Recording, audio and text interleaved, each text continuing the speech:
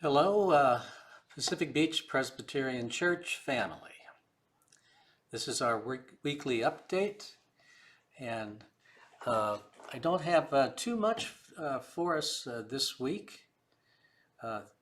It's summer, and it's winding down just like summer usually does, even in this pandemic season that we're going through. So even though people may be staying home, they're going to take time off. Things are slowing down just a little bit. We're in a transition between the deacons and the elders. This is the time in which officers change and come on. There'll be a lot of new things happening and training needing to happen and so forth. So this is basically a typical kind of beginning of the summer, even though it's not. So just a few things. George Shoemaker has called me and would like you all to take another look at home. If you have any pictures, memorabilia, anything related to the history of Pacific Beach, why just let him know. And you can, if it's pictures, you can scan them, send them to him. You don't need to come in person up to the church or anything like that. You can do that. If it's memorabilia, why give George a call, work out some way that you can arrange to get things there. So this will be very helpful to, fill up that historical aspect of Pacific Beach Presbyterian. So again, if you have anything, just send it along. The next thing, every week we continue to work on reopening the guidelines, getting ready to submit those, all that. We're getting closer, closer and closer. We're going through all of the necessary items that we have been encouraged to go through to come to some understanding of how we're going to deal with each one of these events that happen in the sanctuary, outside the sanctuary, what kind of distancing, how we're going to generate communion, how we are going to make sure that everybody has a mask, work with the ushers to make sure social distancing happens in the church. One of the interesting things that we discussed, which might prove to be valuable in opening maybe even sooner than we expect, or we don't know yet, but there was a thought that maybe what we would do is invite 30 people for the first service when we reopen, mainly the deacons and elders, and then we're going to start down the alphabet, possibly, work it that way.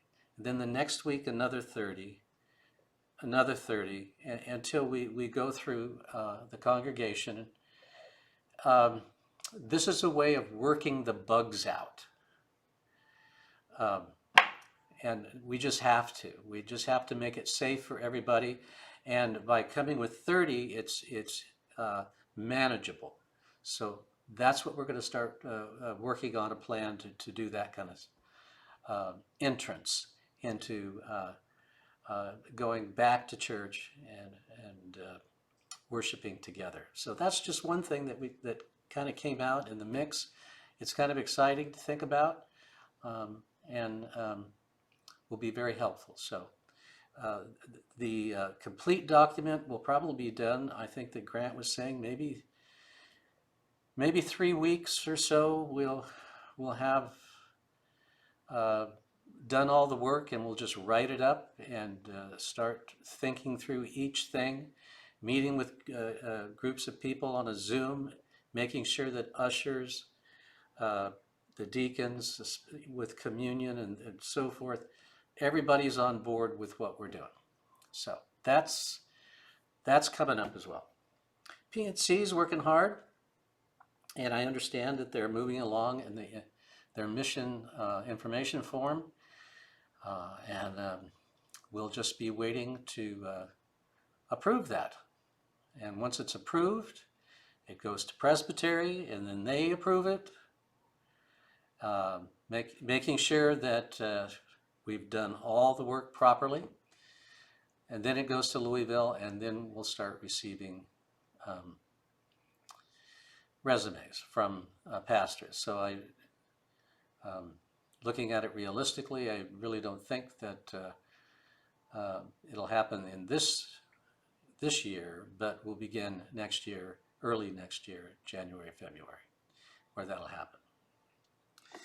Now, the other exciting thing that I was just made aware of today is we have received state grants, and that went into salary. And other things in the church, helping to pay the bills. We're doing okay. Preschool's doing okay. Everything's back to normal with the preschool. They're back up to their same numbers again. But the Presbytery called me and said that they received a big grant from the Synod for the Presbytery, and churches can apply for this. Well, today was the last day. So I got on the horn, called Lisa. We're putting out an email request for $7,000 to the Presbytery.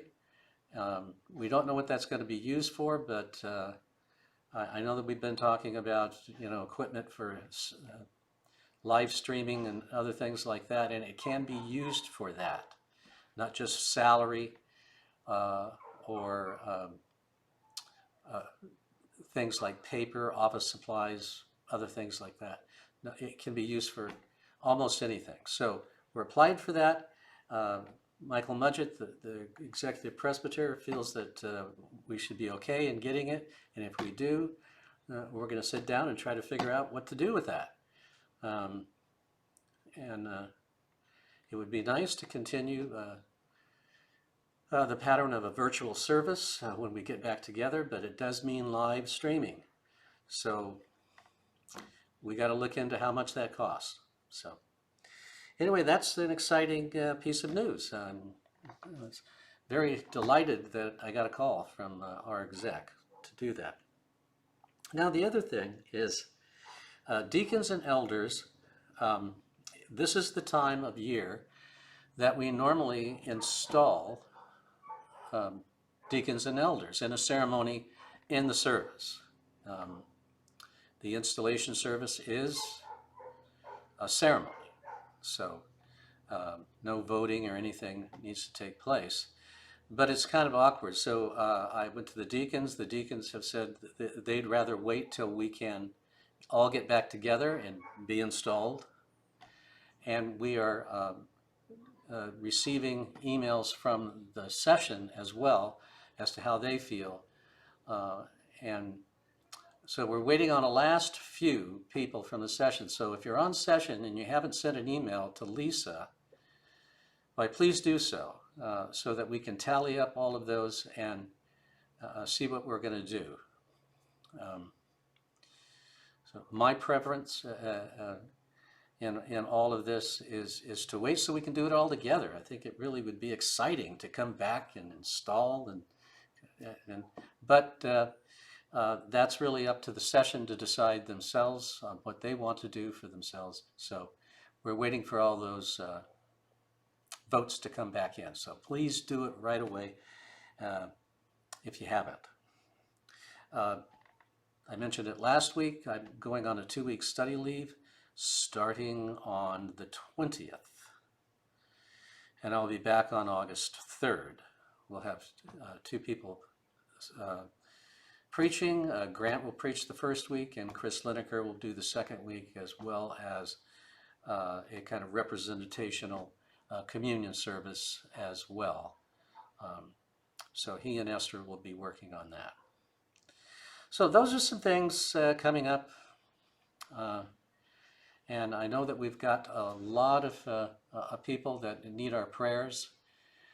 If you don't know, Larry Cox, his mother passed away.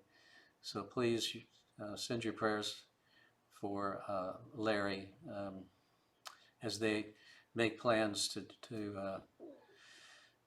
do whatever they can do in this environment to celebrate his mom's life. And George Shoemaker's doing a lot better.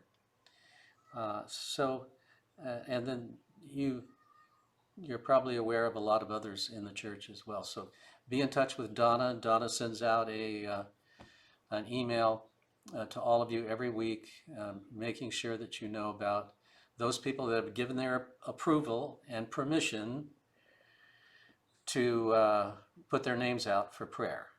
Some people don't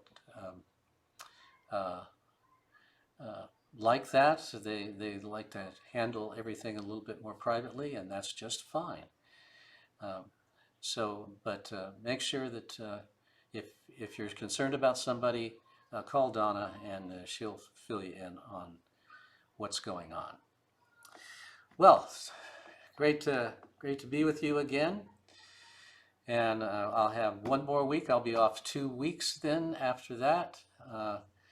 Getting ready for the remainder of the year with Advent and getting all the necessary planning for services and hopefully an opening. We'll see how that all goes. But the main thing is to be safe. We just don't want to do this too early, even though all our frustrations and our desires are to do this. But we'll do our best for you. And when we reopen, we'll make sure that everything is as safe as possible. So be safe, be well, and God bless you all. And we'll see you next week. Amen.